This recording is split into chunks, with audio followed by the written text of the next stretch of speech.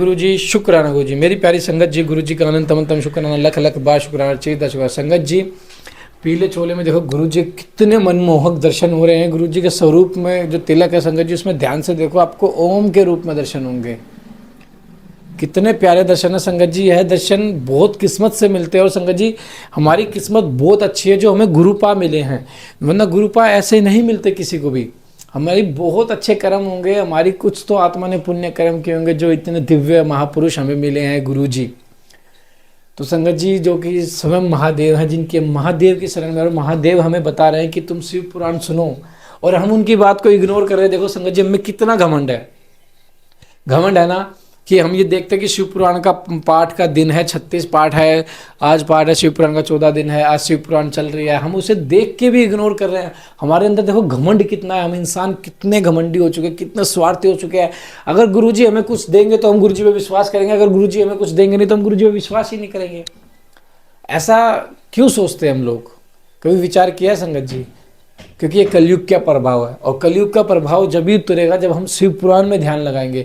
संगत जी शिव पुराण का अगर आपके पास वीडियो आते तो आप उसे सुनिए, क्योंकि वह आपके जीवन बदल देगी संगत जी, और वह आपका नहीं, आपकी आने वाली 7 पीढ़ियों तक का जीवन बदल के रख देगी संगत जी। शिव पुराण में इतनी शक्ति है, क्योंकि स्वयं सृष्टि के रचयिता, देवों के देव महादेव की कथा है ये, जिन्होंने स्वयं सृष्टि को रचा है। एक एक कण जिनकी इच्छा से बना है, जिनके वरदान से मौत का भी रास्ता बदल जाता संगत जी, ये उन महादेव जी की कथा है। तो संगत जी आइए गुरु जी के मंत्र जाप से पाठ को शुरू करते हैं। ओम नमः शिवाय, शिव जी सदा सहाय। ओम नमः शिवाय, गुरु जी सदा सहाय। जय गुरु जी, शुक्राना गुरु जी। जय गुरु जी। देवताओं सहित ब्रह्मा का विष्णु लोक में जाकर अपना दुख निवेदन करना, श्री विष्णु का उन्हें शिव से क्षमा मांगने की अनुमति दे, उनको साथ ले कैलाश पर जाना तथा भगवान शिव से मिलना। नारद जी ने कहा कि विधाता महाप्राज्ञ, आप शिव तत्व का साक्षात्कार कराने वाले हैं। आपने यह बड़ी अद्भुत एवं रमणीय शिव लीला सुनाई है। तात वीरभद्र जब दक्ष के यज्ञ का विनाश करके कैलाश पर्वत पर चले गए तब क्या हुआ, यह हमें बताइए। ब्रह्मा जी बोले, नारद, रुद्र देव के सैनिकों ने जिसके अंग भंग कर दिए थे, वे समस्त पराजित देवता और मुनि उस समय मेरे लोक में आए। वहाँ मुझ स्वयंभू को नमस्कार करके सबने बारंबार मेरा सत्वन किया। फिर आपने विशेष क्लेश को पूर्ण रूप से सुनाया। उसे सुनकर मैं पुत्र शोक से पीड़ित हो गया और अत्यंत व्यग्र हो व्यथित चित्त से बड़ी चिंता करने लगा। फिर मैंने भक्ति भाव से भगवान विष्णु का स्मरण किया। इससे मुझे समयोचित ज्ञान प्राप्त हुआ। तदंतर देवताओं और मुनियों के साथ में विष्णु लोक में गया। वहाँ भगवान विष्णु को नमस्कार कर एवं नाना प्रकार के स्तोत्रों और उनकी स्तुति करके उनसे अपना दुख निवेदन किया। मैंने कहा कि देव, जिस तरह भी यज्ञ पूर्ण हो, यजमान जीवित हो और समस्त देवता तथा मुनि सुखी हो जाए, वैसा उपाय कीजिए। देव देव देव रमानाथ, देव सुखदायक विष्णु, हम देवता और मुनि निश्चय ही आपकी शरण में आए हैं।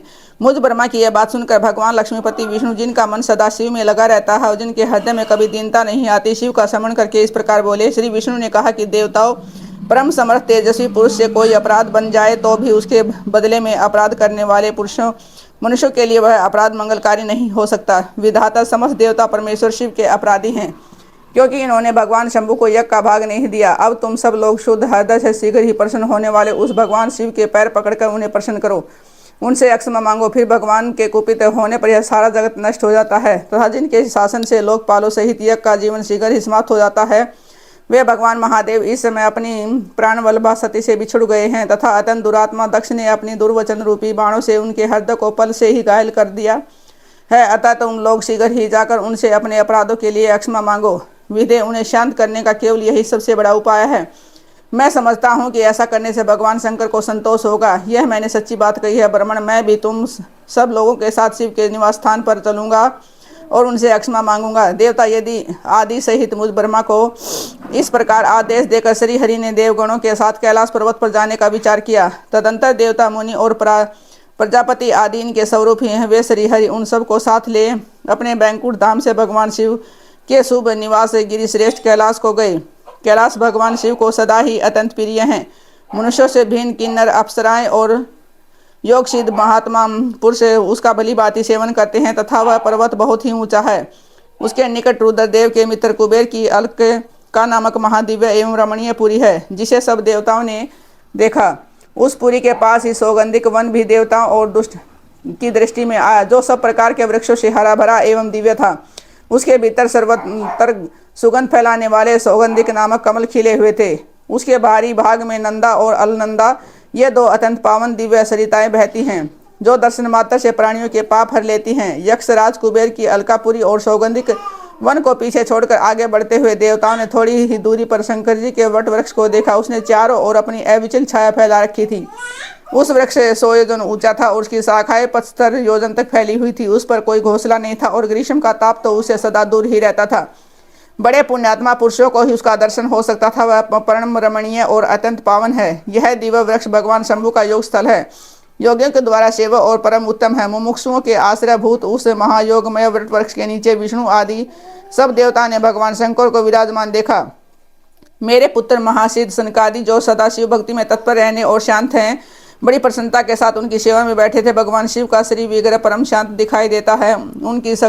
उनके सखा कुबेर, जो गुहकों और राक्षसों के स्वामी हैं, अपने सेवकगणों तथा कुटुंब जी जनों के साथ सदा विशेष रूप से उनकी सेवा किया करते हैं। वे परमेश्वर शिव उस समय तपस्वी जनों को परम प्रिय लगने वाला सुंदर रूप धारण किए बैठे थे। भस्म आदि से उनके अंगों की बड़ी शोभा हो रही थी। भगवान शिव अपने वत्सल स्वभाव के कारण सारे संसार के सुहृद हैं। नाद उस दिन वे एक कुशासन पर बैठे थे और सब संतों के सुनते हुए तुम्हारे प्रश्न करने पर तुम्हें उत्तम ज्ञान का उपदेश दे रहे थे। वे बायां चरण अपनी दाईं जांघ पर और बायां हाथ अपने बाएं घुटने पर रखे, कलाई में रुद्राक्ष की माला डाले सुंदर तर्क मुद्रा से विराजमान थे। इस रूप में भगवान शिव का दर्शन करके उस समय विष्णु आदि सब देवताओं ने दोनों हाथ जोड़कर मस्तक झुकाकर तुरंत उनके चरणों में प्रणाम किया। मेरे साथ भगवान विष्णु को आया देखकर सत्पुरुषों के आश्रयदाता भगवान रुद्र उठ कर खड़े हो गए और उन्हें सिर झुकाकर उन्हें प्रणाम किया। फिर विष्णु आदि सब देवताओं ने जब भगवान शिव को प्रणाम करके कर लिया तब उन्होंने मुझे नमस्कार किया। ठीक उसी तरह जैसे लोगों को उत्तम गति प्रदान करने वाले भगवान विष्णु प्रजापति कश्यप को प्रणाम करते हैं, तत्पश्चात देवताओं, सिद्धों, गणाधीशों और महर्षियों से नमस्कृत तथा स्वयं भी श्री विष्णु को एवं मुझको नमस्कार करने वाले भगवान शिव से श्री हरि ने आदरपूर्वक वार्तालाप आरंभ किया। देवताओं द्वारा भगवान शिव की स्तुति, भगवान शिव का देवता आदि के अंगों के ठीक होने और दक्ष के जीवित होने का वरदान देना, श्री हरि आदि के साथ यज्ञ मंडप में पधार कर शिव का दक्ष को जीवित करना तथा दक्ष और विष्णु आदि के द्वारा उनकी स्तुति।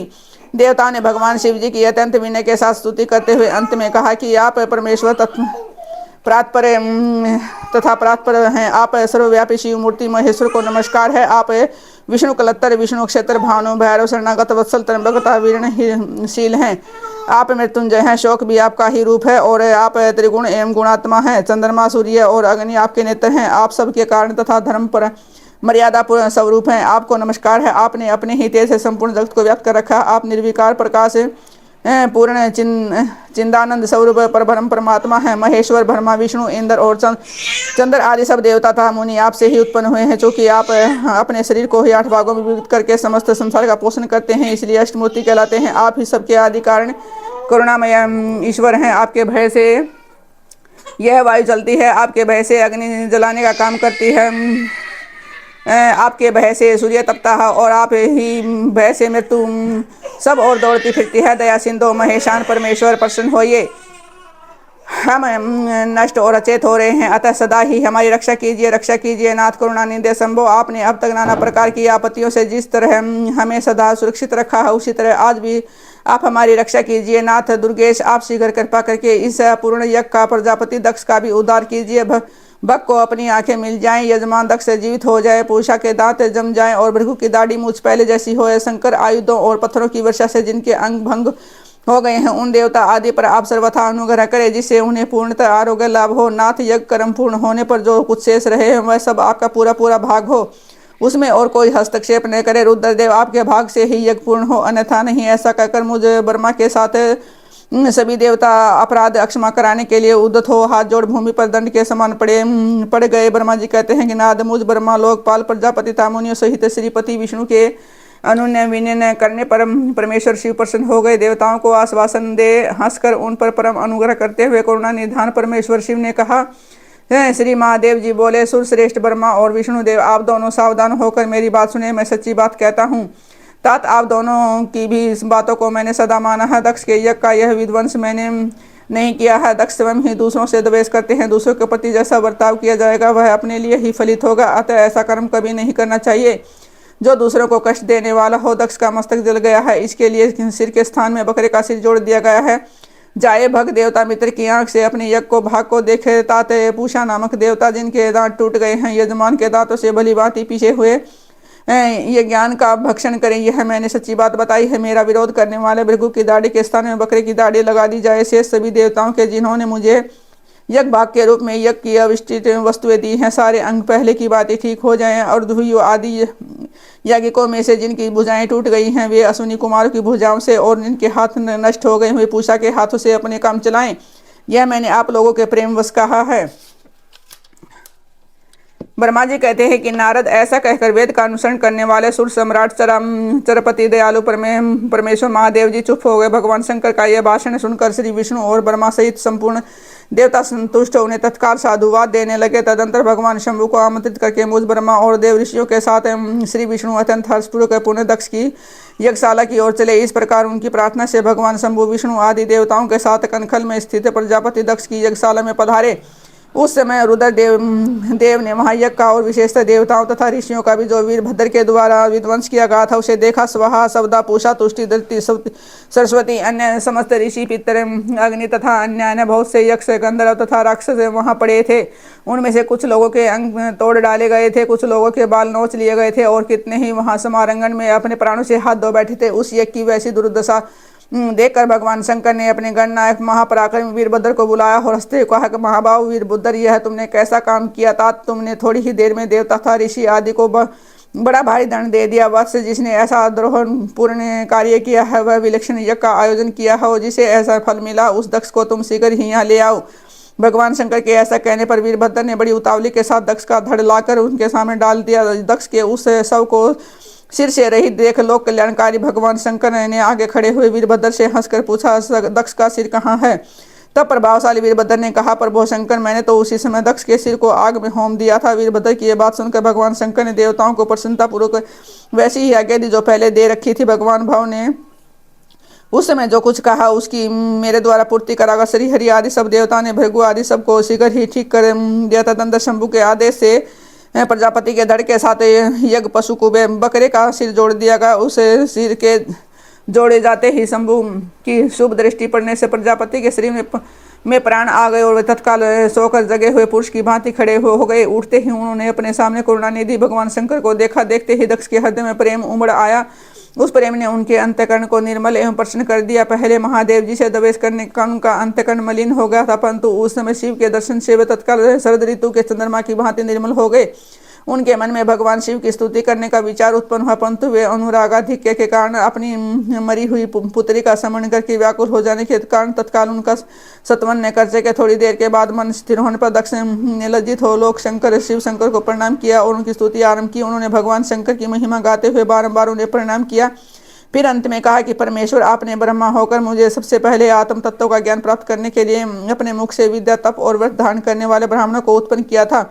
जैसे गवाला लाठी लेकर गौों की रक्षा करता है, उसी प्रकार मर्यादा का पालन करने वाले आप परमेश्वर दंड धारण किए उन साधु ब्राह्मणों की सभी विपत्ति से रक्षा करते हैं। मैंने दुर्वचन रूपी बाणों से आप परमेश्वर को बीन डाला था, फिर भी आप मुझ पर अनुग्रह करने के लिए यहाँ आ गए हैं। अब मेरी ही तरह अत्यंत दैन्यपूर्ण आशा वाले उन देवताओं पर भी कृपा कीजिए। भक्त वत्सल दीन बंधो शंभो, मुझ में आपको प्रसन्न करने के लिए कोई गुण नहीं है। आप षड्विध ऐश्वर्य से संपन्न प्रात पर परमात्मा है, अतः अपने ही बहुमूल्य उदारता पूर्व बर्ताव से मुझ पर संतुष्ट हो। ब्रह्मा जी कहते हैं कि नारद, इस प्रकार लोक कल्याणकारी महाप्रभु परमेश्वर शंकर की स्तुति करके विनित चित्त प्रजापति दक्ष चुप हो गए। तदंतर श्री विष्णु ने हाथ जोड़कर भगवान वृषध्वज को प्रणाम करके प्रसन्नतापूर्वक हृदय और वाष्प गदगद वाणी द्वारा उनकी स्तुति आरंभ करी। तदंतर मैंने कहा कि देव देव महादेव करुणा सागर शंभो, आप स्वतंत्र परमात्मा है, अद्वितीय अविनाशी परमेश्वर हैं। देव ईश्वर, आपने मेरे पुत्र पर अनुग्रह किया है, अपने अपमान की ओर कुछ भी ध्यान न देकर दक्ष के यज्ञ का उद्धार कीजिए। देवेश्वर, आप प्रसन्न होइए और समस्त शापों को दूर कर दीजिए। आप